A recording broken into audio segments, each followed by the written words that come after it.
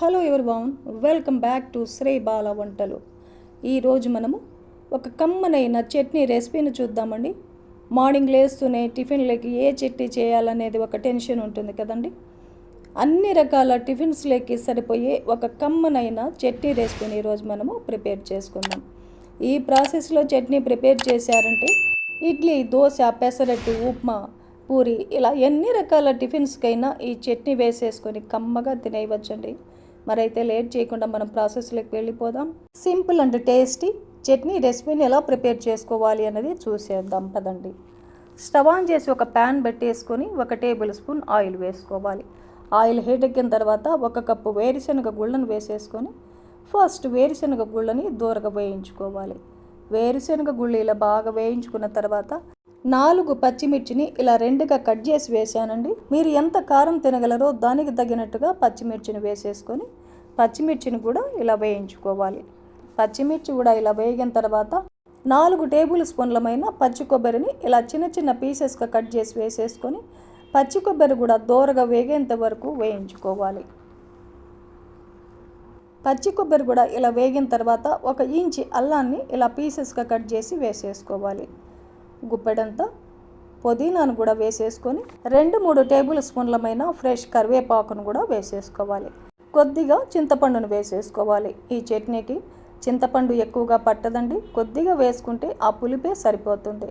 చూడండి, ఇవన్నీ కూడా ఒక 2 నిమిషాల పాటు మీడియం ఫ్లేమ్లో ఫ్రై చేసుకున్నామంటే సరిపోతుంది. ఇలా ఫ్రై చేసుకొని స్టవ్ ఆపేసి పూర్తిగా చల్లారనివ్వాలి. పూర్తిగా చల్లారిన తర్వాత మిక్సీ జార్లో తీసుకుందాం.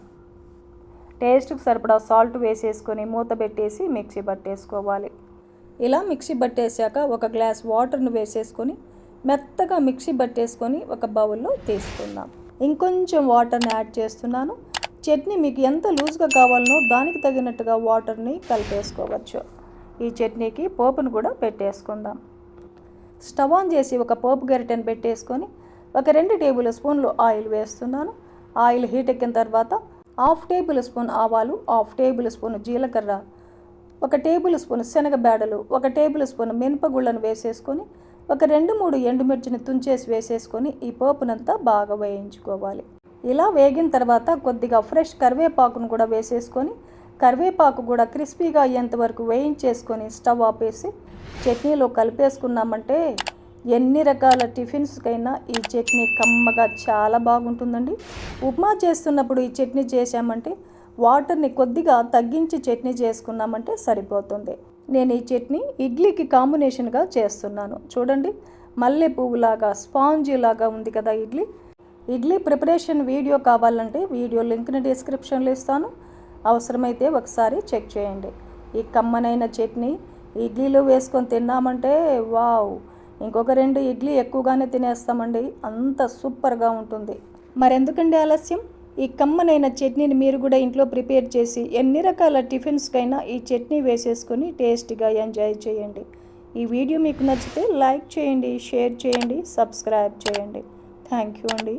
Thanks for watching.